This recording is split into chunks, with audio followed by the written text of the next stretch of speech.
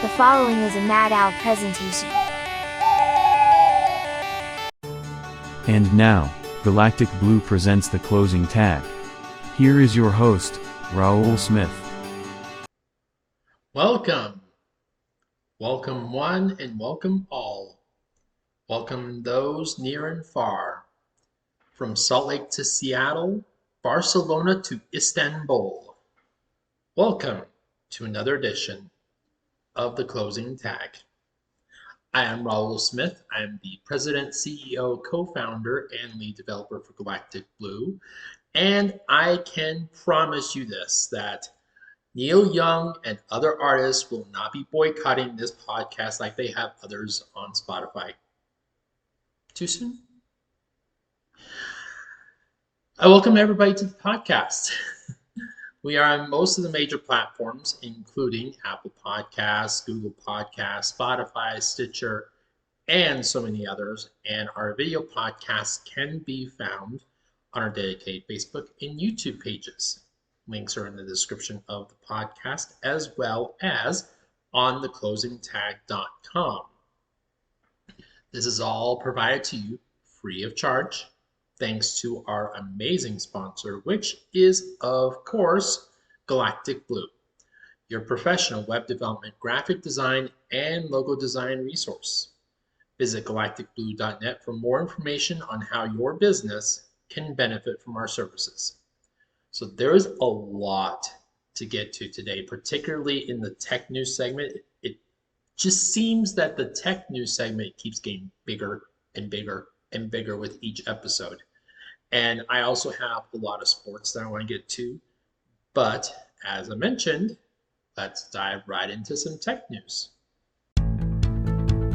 Here is some tech news.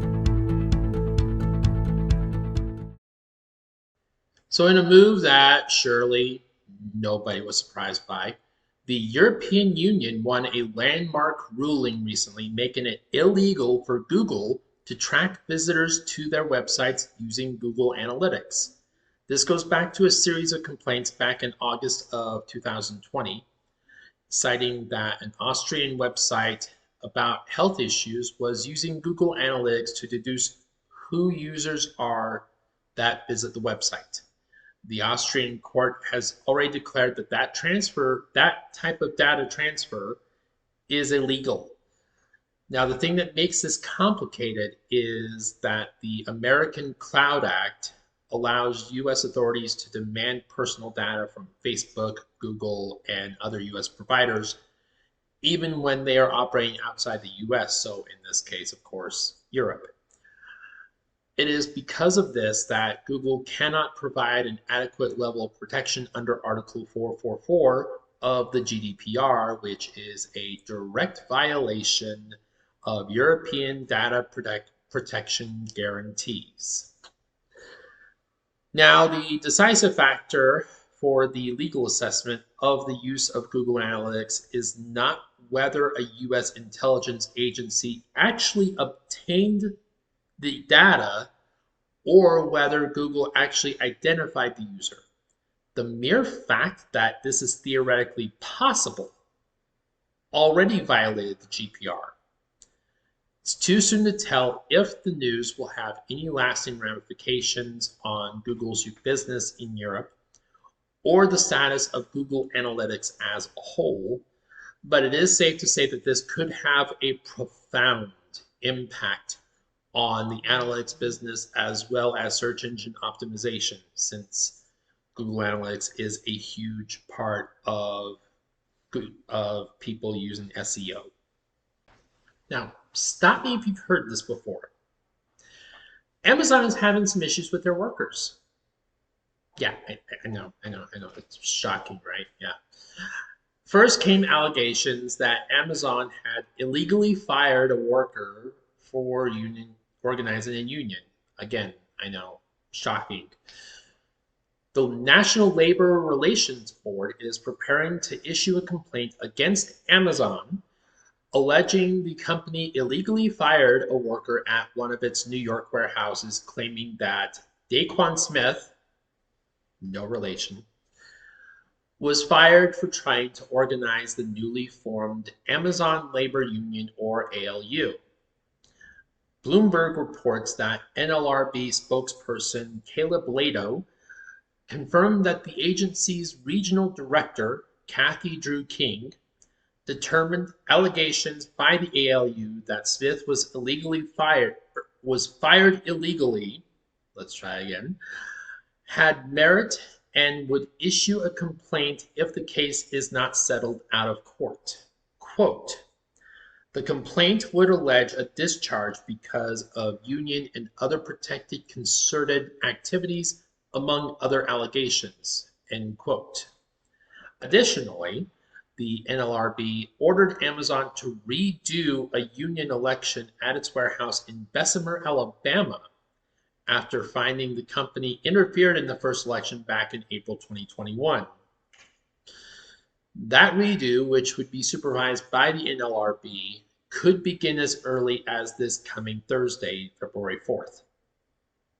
Then came the news that the ALU is moving forward with unionization efforts at the JFK 8 warehouse after having, and I quote, reached a sufficient showing of interest, end quote, to hold an election according to Blado. So to recap, the Amazon Labor Union, who is already looking to form a union at the Alabama warehouse, is now looking to do the same at the New York warehouse in question. As somebody that has worked at Amazon in the past, I can tell you that unionization is necessary. Amazon gets away with a lot of crap in terms of how badly they mistreat their workers, and forming a union is probably the only way to get the powers that be to realize just how bad the situation is. And no, the fact that they pay an actually decent wage of $15 an hour doesn't excuse them from some of the crap that they've been pulling. This will be an interesting and potentially game-changing news story to follow over the next couple of months. Disney Plus could be coming to a country outside the US near you. According to The Hollywood Reporter, Disney is planning to launch the streaming service in 42 countries and 11 territories this summer, which would put significant pressure on other streaming services like Netflix and HBO Max. The countries that the service will be coming to this summer include Lebanon, Israel, Iraq, Bosnia and Herzegovina, Kuwait, Poland, Palestine. Okay, time out. Can we just pause for a second and acknowledge how cool it is that Disney actually recognizes Palestine as an independent nation? Anyway, back to it. Saudi Arabia, Serbia, South Africa, Turkey, the United Arab Emirates, and others. Additionally, territories like the British Indian Ocean Territory, Gibraltar, French Polynesia, and St. Helena, among others, will finally be getting the service as well. So if you're listening to this in any of those countries, you will finally be able to watch shows like The Mandalorian and WandaVision and others. Additionally, Warner had some good news of their own, as HBO Max subscriptions reached over 46.8 million in the US and 73.8 million globally. Time Warner CEO Jason Kilar was particularly happy that the subscription service is already 4 years ahead of its suggested total projection, noting that the service is growing, and I quote, much faster than Netflix, end quote, and that a large part of the credit goes to HBO Max's agreement with Warner Brothers to release theatrical movies like The Matrix Resurrections and Dune at the same time on both the service and in theaters, as well as hit shows like Succession and Peacemaker. Of course, that news could only be made sweeter once Kilar and HBO Max realized they're no longer the most expensive game in town. Netflix has announced a price hike up to $15.50 a month for its regular service and $20 a month for its 4K service. This news will certainly put HBO Max in prime position to compete with the likes of Disney and Amazon Prime. The service is only $15 a month ad-free and $10 a month if you don't mind the ads. So overall, 2022 is already starting to shape up to be a very interesting year in the streaming wars. Brussels-based electric bike maker Cowboy has an additional $80 million in funding to help fuel its expansion into the United States and beyond. According to a press release announcing the new funding round, the company has raised over $100 million since its founding back in 2017, putting it on track to reach over 100,000 riders by 2023. The capital injection propels Cowboy into the ranks of a select few boutique e-bike companies like Seattle-based Rat Power and Amsterdam-based VanMoof, who are riding a tidal wave of investment after interest in e-bikes exploded globally during the early stages of the pandemic. And while this is exciting news, Cowboy still has a long way to go to catch up to the likes of Pond Holdings, who purchased Canada's Dorel Industries back in October, as well as Taiwanese giant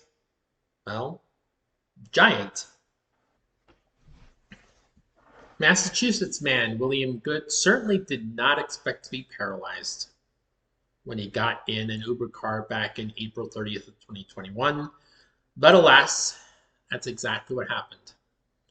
Good is suing Uber for $63 million, claiming the ride-hailing company hired a driver with a dangerous driving record who was at the wheel in an accident that left Good paralyzed. The driver swerved sharply and wound up hitting a parked car, according to the lawsuit filed in Suffolk Supreme Court. I hope I'm not butchering that. The lawsuit also states that this driver had a history dating back to 1996 that includes more than 20 driving citations, including several for failing to stop and failure to yield. According to the lawsuit, the driver was previously required by the state of Massachusetts to undergo a driver retraining course. Red flags, red flags, red flags. Uber, according to the lawsuit, should not have hired the driver in the first place, given his lengthy history of citations, and should have expected that hiring him, and I quote, would result in jeopardy to the health, safety, and or welfare to the residents of the Commonwealth of Massachusetts, including plaintiff William Good, end quote. Listen, it's heartbreaking to hear this situation. It really is. And I certainly sympathize with Mr. Good and everything he's been put through. I don't know if he's going to win that full $63 million. I mean, he probably deserves it.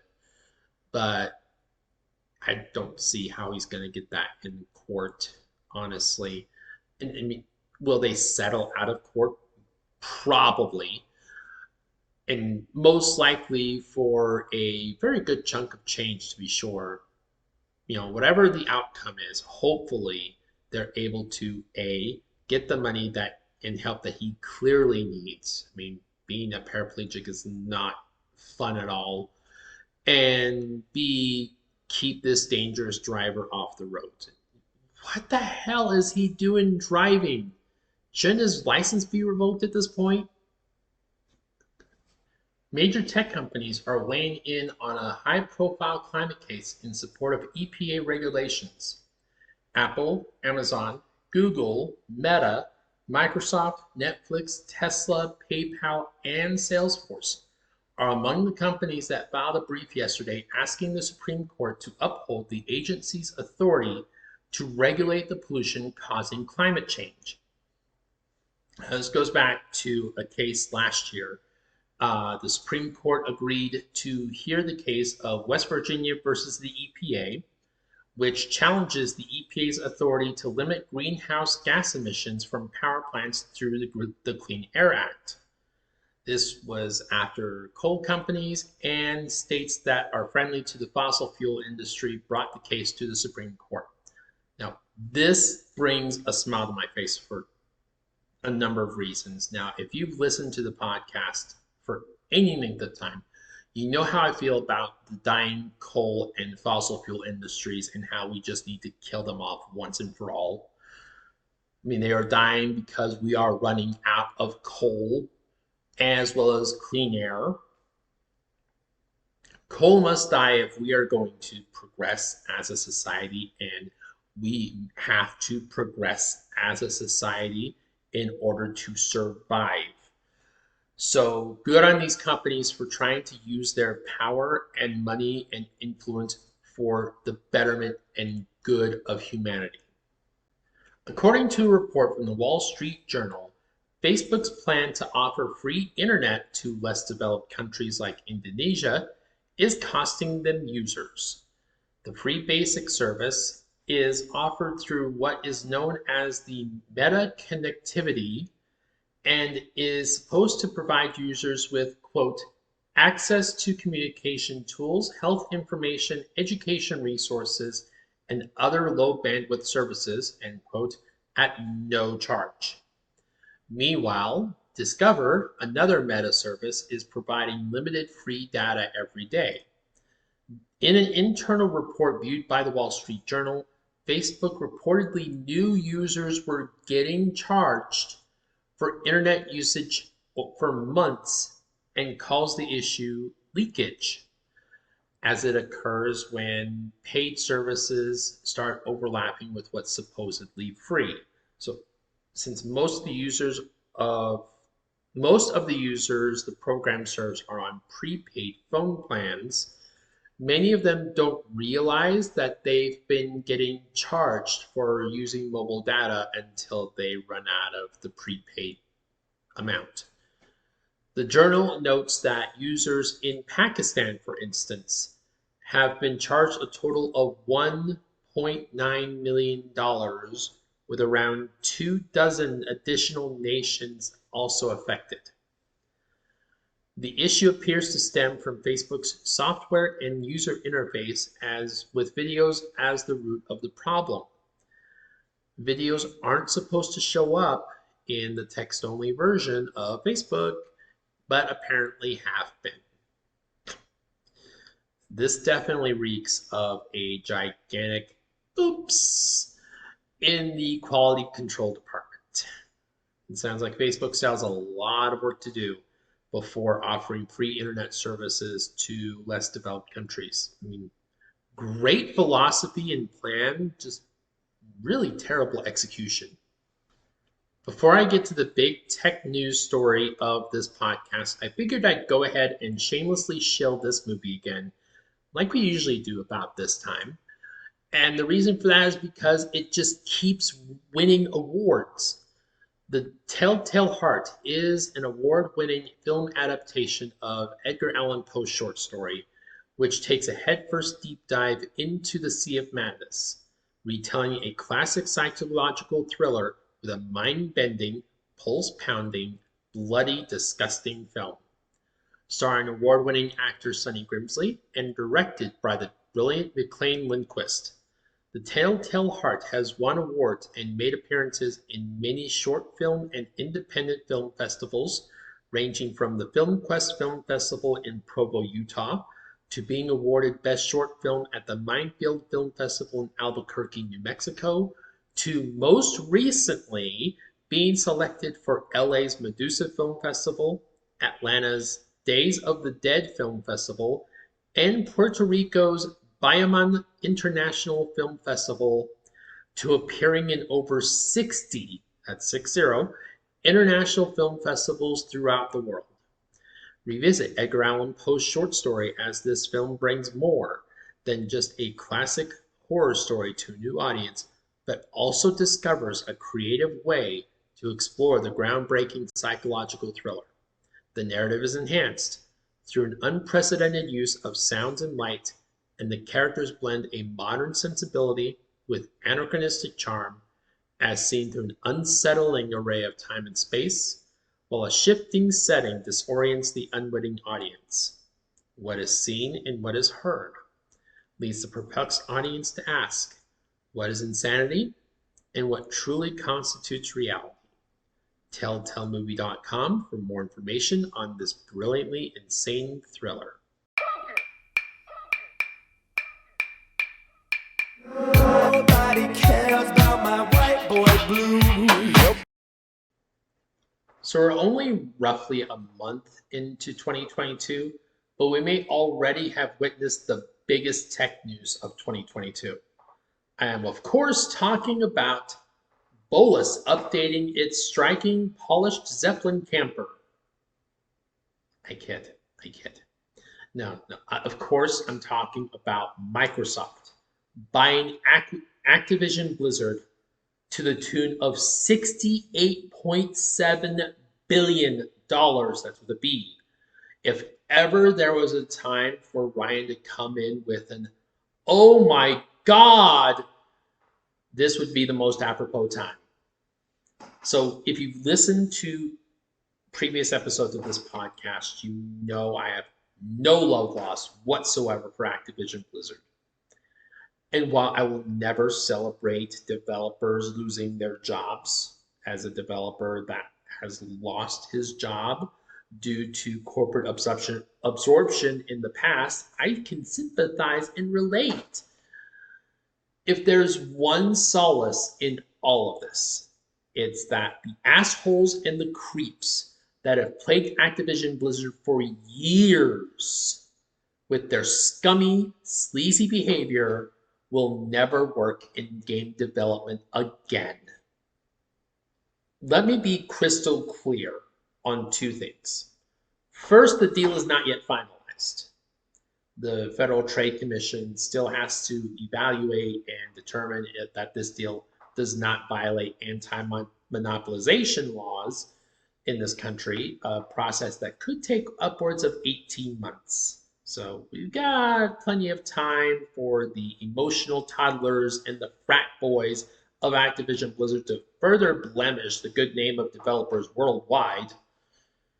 Second, even after the deal is finalized, Phil Spencer, CEO of Microsoft Gaming, has stated that the current CEO of Activision Blizzard and CSO, that would be Chief Scumbag Officer of Humankind, Bobby Kotick, will remain on as CEO of Activision Blizzard to report directly to Spencer, because he's going to certainly enjoy that.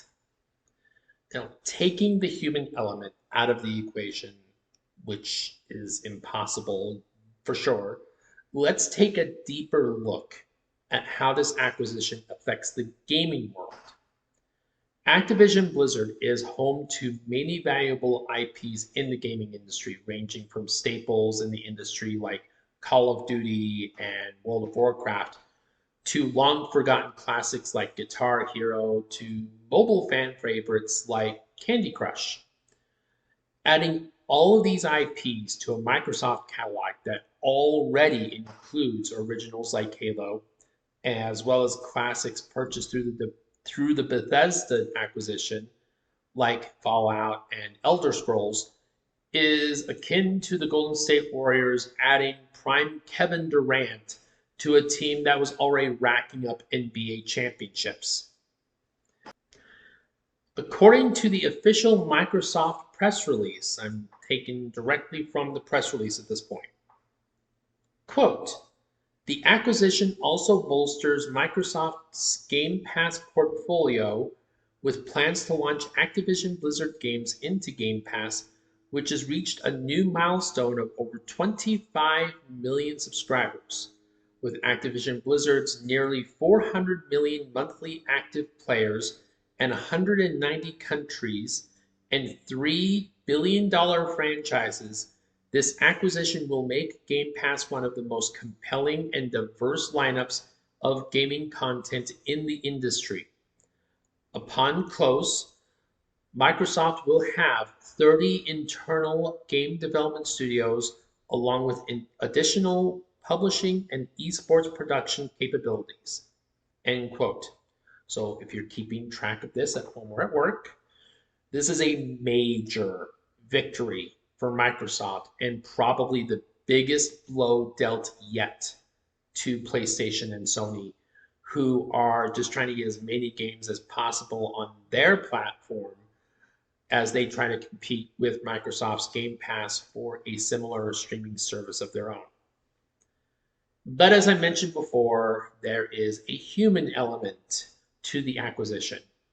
Phil Spencer, the aforementioned CEO of Microsoft Gaming, has publicly gone on record in saying that the behaviors of those at Activision Blizzard will not be tolerated at Microsoft Gaming. In fact, Microsoft in general has had a zero tolerance policy on sexual harassment for years and has been relentless in eliminating gender gaps in pay, two policies that Kotick and Activision Blizzard are notorious for being against. So on one hand, you worry about the innocents in that company. Will they be forced to either relocate from sunny California to cloudy Redmond, Washington, or find work elsewhere as a result of the merger? Will the future behold, both long-term and immediate, for the female employees still remaining at Activision Blizzard? And just how much more damage will Kotick and his merry band of misogynists do now that they know their days are numbered? On the other hand, Kotick, J. Allen Brack, and everybody else I've mentioned by name on this podcast over the last several months deserve, and I cannot emphasize this enough, zero empathy. None whatsoever. In fact, if it were me instead of Phil Spencer taking over Activision Blizzard, this is exactly what I would have done. Everybody in the gaming industry knew Activision Blizzard was a sinking ship the moment those sexual harassment lawsuits came down from the state of California. We could all see it. It's like the Matrix, the bullet time in the Matrix. We could all see the bullets coming. I would have agreed to the buyout on one condition. Both Kotick and Brack had to have been relieved of duty effective immediately. No pension because fuck them. No second chance. No using money or resources, what would effectively be my company, to fight their legal battles. Legal battles, by the way, that were of their own doing. Leave them both out to dry and then to throw just enough salt in the wound to make even the great salt flats seem minuscule. I would hire back former co-leader of Activision Blizzard, Jen O'Neill, on the same salary that Bobby Kotick would have earned to be the interim CEO of Activision Blizzard to help lead the transition into Microsoft Gaming. Because who better to lead a transition from one company to another than someone that's been in the trenches before? Then again, I have been accused of being a heartless asshole, so yeah, maybe there's some truth to that. Bobby Kotick deserves no empathy, no sympathy, no mercy. He certainly showed none while the sexual assault allegations and harassment allegations mounted on a seemingly daily basis, and he absolutely showed none when the actions of the misogynists and sexists in his own ranks harassed a female employee to the point of committing suicide. See, that will be the legacy of Activision Blizzard. More than Call of Duty, more than World of Warcraft, more than any game that they've put out there for the enjoyment of millions.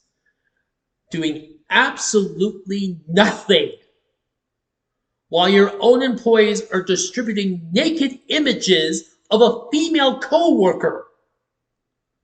taken using a glory hole in the bathroom to the point of that female coworker committing suicide. That is the legacy of Activision Blizzard and Bobby Kotick. It is the same reason why, again, I don't normally root for this sort of thing to happen, but every single male employee, whether they had a direct hand in the harassment or not, should be blacklisted from ever working in the gaming industry again. And that includes and is especially Bobby Kotick. Rest in, well, actually don't rest in peace, Activision Blizzard. Another podcast that I normally listen to put out a song called Burn Blizzard Burn. I think that's a song that I'll give a few more listens to after I'm done recording this podcast. Maybe I'll even sing along.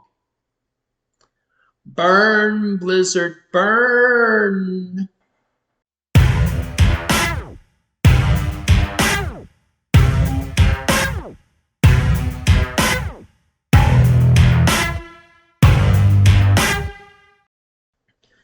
So before I get to the next hot take, I wanted to do my annual Super Bowl sports section. So here we go. First, I wanted to take some time right off the bat and acknowledge and show appreciation for a man, an Australian man, who has helped revitalize the Utah Jazz through tough play and tenacious defense, Joe Ingles. Unfortunately, Joe may have played his last NBA game, as at age 34 he suffered a torn ACL in his left knee, well, basically just last night according to this recording. Now, to put it in perspective, Jonathan Isaac, a 22-year-old player for the Orlando Magic, has still not yet recovered from his torn ACL that he suffered over a year ago. Joe was 34 and wasn't exactly lighting up the stat sheet before the injury. He's also gone on record as saying before the injury that this season would be his last, as he has expressed interest in moving back to his native Australia with his wife and kids. I don't know what the future holds for him, either here in the States or in Australia. But for the time that he was with the Utah Jazz, he's become a fan favorite that I would ask young men to model themselves after, not just young basketball players. He's kind, charismatic, has a dry sense of humor that helps to alleviate tension in the locker room, and he's intelligent. And he's done a lot for the community in terms of helping raise awareness towards autism, as well as helping bridge the gap between the fans and the players themselves. In any profession and country is better to have Joe Ingles in it. Godspeed in whatever you do, and wherever you go from here, Joe. I shall drink a Foster's, I should say, in your honor. So stop me if you've heard this before. LeBron James is about to get another coach fired. Yep. So ever since the Lakers traded most of their bench for fleeting superstar Russell Westbrook, and then signed for another fleeting superstar in Carmelo Anthony, the expectations in LA have never been higher, which would stand to reason that at a record of almost halfway through the season of 24 wins and 27 losses, Lakers fans haven't exactly been enjoying the season so far. And many are calling for the head of head coach Frank Vogel, the same Frank Vogel that led the Lakers into the 2020 bubble to win the franchise's 17th NBA championship, is now being blamed for the issues that the team is facing, when really the fault has to lay at the feet of LeBron and as well as the fans. I mean, anybody that's not a casual could have told you that the Lakers weren't going to be as good as everybody thought after the trade. I mean, hell, I had a fellow Jazz fan and Twitch streamer TJ Games on the show at the beginning of the season, saying he didn't even think the Lakers were going to be a playoff team.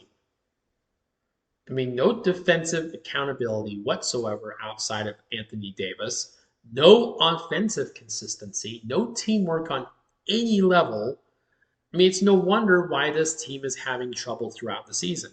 And I know, before you Lakers fans come in here and chime with, yeah, well, we beat the Jazz, so there you go. Yeah, you did. Bravo.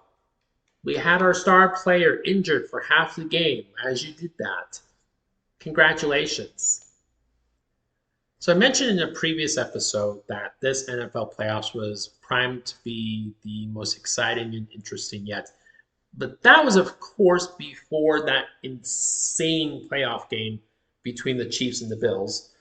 The last two teams standing, the ones going to Super Bowl 56, featured two quarterbacks that have never been to the dance before.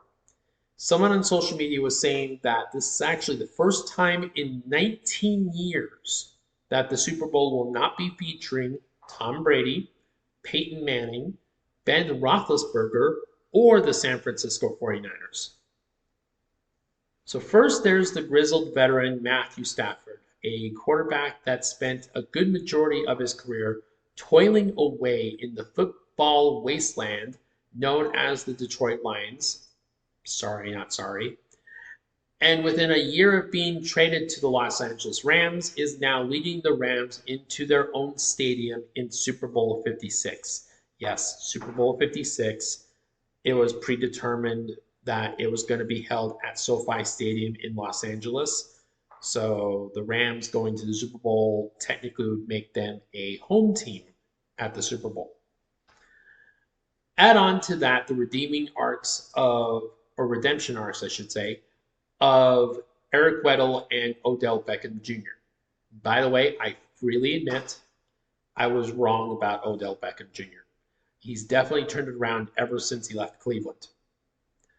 Then there's the young hotshot in Joe Burrow, who in his second season in the league has done what was previously thought impossible. He's taken the Cincinnati Bengals to the Super Bowl. The same Cincinnati Bengals that hadn't won a playoff game before this season since 1990 and had never won a playoff game before this season. The same Bengals that seem to be perpetually stuck in wild card hell with Marvin Lewis as their head coach. That team is now in the Super Bowl. So, whoever wins this game coming up will secure their place among the all-time greats, be it Stafford or Burrow. They're going to be up there with the likes of the Brett Favres and the Aaron Rodgers and the Drew Breeses and the Russell Wilsons and the John Elways and the Joe Flacco's, all great quarterbacks that would go on to win the big one. As they say in the Hunger Games, may the odds be ever in your favor. Okay, class. It's time we close this podcast out with a few developer tips. Professor Smith will see you now. Hi, everybody. This is Raul. I am doing another tech training today. Mostly we are just going over what I feel are 5 tools that every developer should have. I mean, obviously you need your brain. You obviously need a computer. You obviously need programming languages like HTML, JavaScript, so on and so forth. I'm mostly focusing today on the software that you're going to need on the computer that's going to allow you to edit code and test it out and make sure everything's working up to snuff. So let's go ahead and get started. I have open 5 tabs on this particular browser window, and those 5 tabs will be the 5 tools that I will show you. So first and foremost, as you can see, Visual Studio Code. Now this could be just any text editor. It could be Sublime, it could be Atom, it could be PHP Storm, it could be Vim for all I care. As long as you're using a text editor that's designed to update websites. Now, back in the day, and I don't like dating myself, I would often use Notepad. Surprise, surprise. And while that's serviceable, it doesn't have the same features that some of the other text editors that I just mentioned have. So, for instance, with Visual Studio Code, it has the ability to not just edit the code, but it also has the ability to spruce it up, fancy it up, make sure that it's formatted properly. If there's an error in your code, like if there's an error in your JavaScript or your error in your PHP, it'll actually tell you that there's a problem with the code, and it'll underline it in a red squiggly mark and highlight it and let you know, like, hey, this is what the problem is. You might want to fix it. So that's what you want out of a code editor. You want to be able to not just edit the code, but also are able to spot any issues that may come up, or depending on what you're doing with the code after you're done editing it, it can also compile it if you're using a CSS compiler, or it could even render or build the React or Vue code. Something that I really like about Visual Studio Code is its ability to connect to GitHub. And any developer will tell you GitHub is a great tool, especially if you're using, like I am, 2 or 3 different systems to edit code. And it's important to be able to update the code on one system and not just completely step on your own toes. Or if you're doing a collaborative work with another developer or team of developers, you want to make sure that you're not overstepping yourself onto other people's code and are able to, within 2 or 3 clicks, update your local repository with what's currently live. So that's one of the reasons why I will forever and always recommend Visual Studio Code over Atom and Sublime. I know that there are people that like those ones, and that's okay. I know that there are people that are like Vim, and that's okay too, even though I think they're sadists. But yeah, that's why I will go for Visual Studio Code. So the next thing that you want, depending on, again, what you're doing with the code after you're done editing it, is you want to be able to transport it to either a live server or transport it to a repository of some kind. Now, Git's a good way of doing repository work, as well as able to collaborate, as I mentioned before. But if you're trying to push it to a live hosting server, kind of like how I did with the Closing Tag website, or anytime that I'm working on a website for Galactic Blue, it's mostly going to be a live server. And so with that in mind, I present to you tool number 2, FileZilla. Now, I know you're thinking right off the top of your head here is, why does this website look a lot like a W3 Schools clone? I can't begin to tell you. But it is a very effective, very lightweight tool. I absolutely love FileZilla. I will choose it every day and recommend it every day over CyberDuck, because CyberDuck to me is just too buggy and has too many issues right now.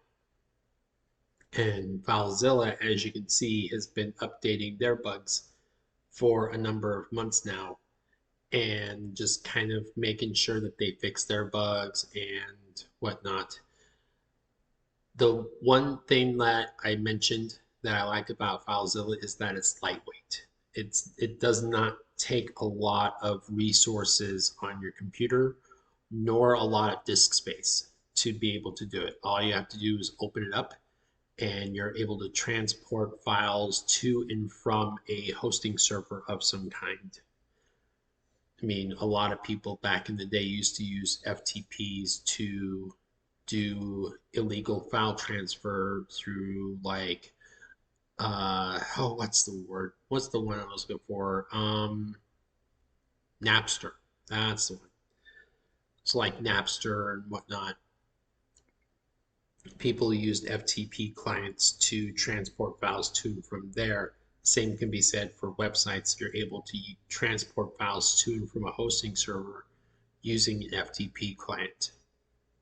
You can also use FileZilla as a secure FTP, so FTPS or whatnot. And you're able to also add protocol for Amazon S3 or Dropbox or OneDrive or whatnot.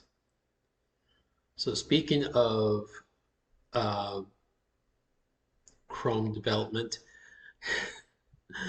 oh, lost my train of thought there for 2 seconds. So anyway, Chrome developer tools. This is the third tool that I'm imparting that you should have in your toolkit. Chrome Developer Tools is a way to be able to test a website. So if I wanted to test a website and see how much more width I want out of a particular element or why a particular element is not showing up the way that I want, I'm able to right-click in the page, pull up Inspect Element,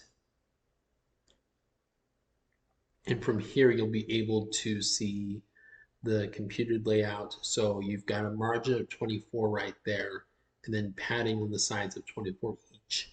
And I can see that using the computed layout. Chrome Developer Tools is great for if you want to style things up properly using CSS, if you want to be able to kind of preview how a particular element will look on mobile. And also it will, with a few additional tools downloaded from Google Chrome, it'll also even tell you what is wrong with a React or Vue app, where you can pull up, okay, this particular element's not showing up. Why? Why is it not showing up? And it'll tell you, like for this Redux thing, it'll tell you the specific element and state that is not functioning properly. Obviously, it's not going to show up on this page because this page doesn't use React. So there is that. The fourth tool that I want to show you, going back to React and Vue, is Node.js. If you are at all working in JavaScript, if you're working in React or Angular or Vue or Node or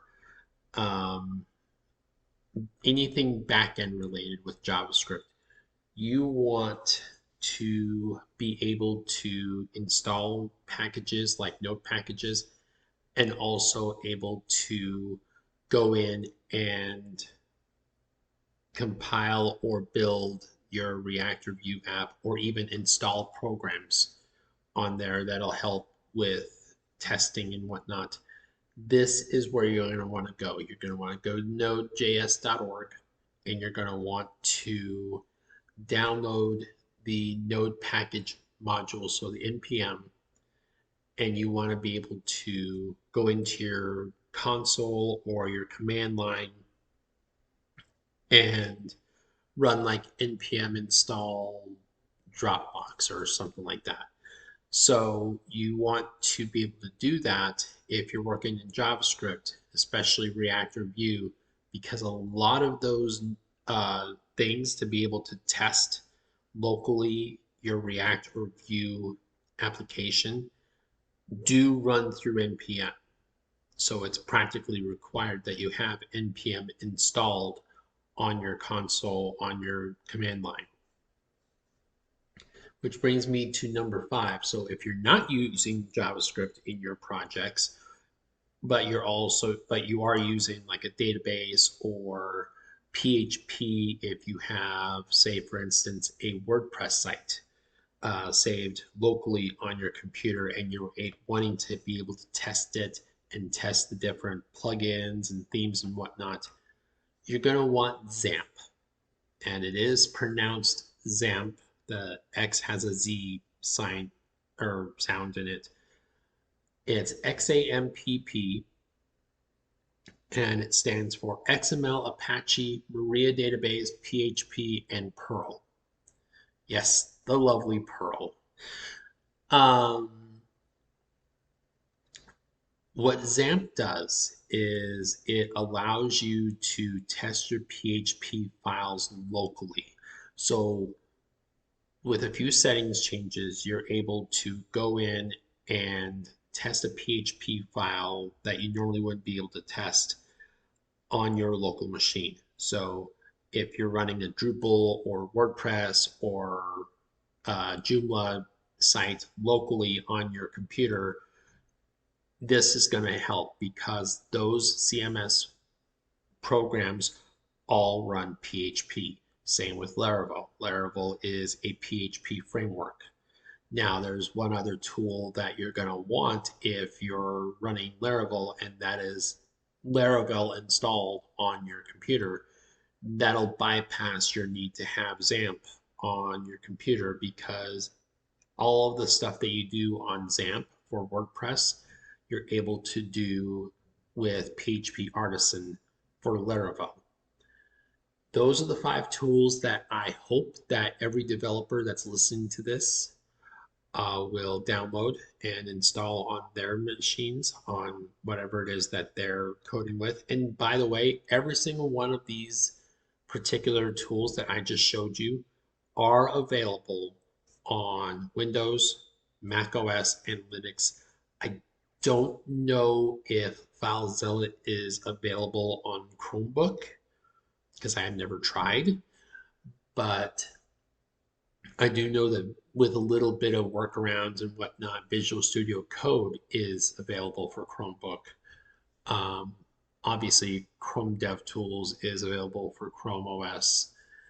So yeah, also Node.js is available for Chrome OS.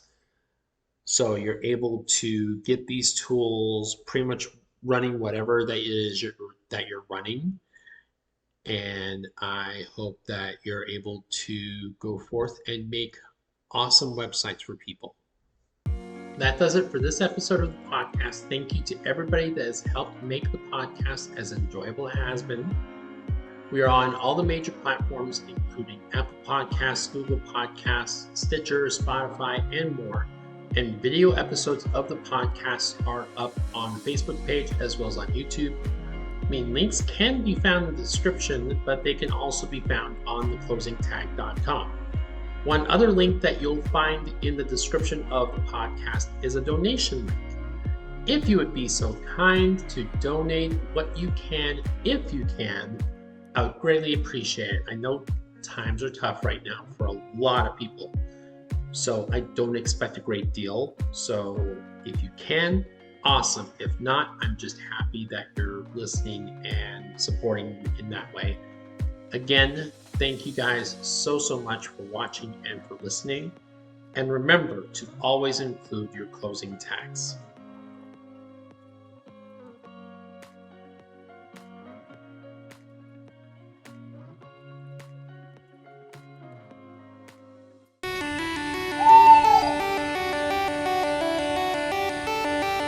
This has been a Mad Owl presentation.